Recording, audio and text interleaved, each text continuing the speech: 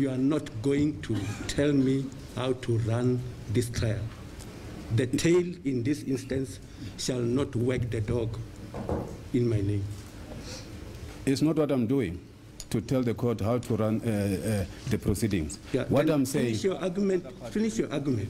Kube nokuphikisana phakathi kwejaji kanye nommeli wabasolwa abane uAdvocate Malesela Teffo ngesikhathi uTeffo ethi kufanele kumiswe ukwethula kofakazi kuleli icala kugxilwe odabeni lokuthi abasolwa kuleli icala bavela okokuqala enkantolo yaseBoksburg bengazange baziswe ngamalungelo abo futhi bakhona nabavunyiswa icala ngokushaywa amaphoyisa. We acknowledge the confession, two confessions for accused 1 and 2, whereby the confession was obtained after a assault GPH of my client, accused 1 and 2.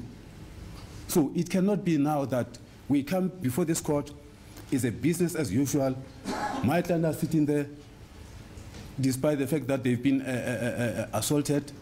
They are listening all this evidence that we so irrelevant to them because they were brought wrongfully so.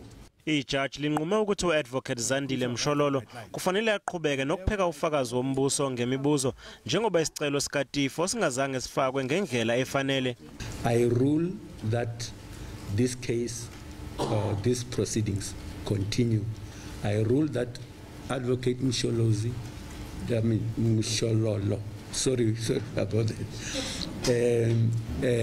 who was busy cross-examining, shall be given the opportunity now to continue with cross-examination.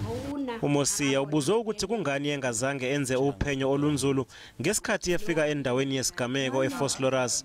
You are at the crime scene. You have received information that someone has been shot inside that house, and people who were present during the shooting incident were still there.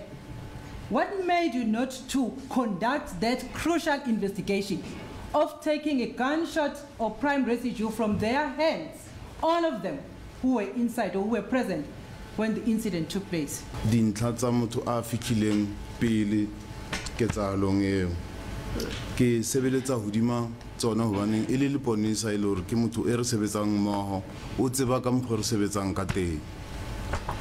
I proceeded and followed up on the information that I already retrieved from one of the colleagues who is a police officer and who was at the scene first, and he knows better as to how we do our work.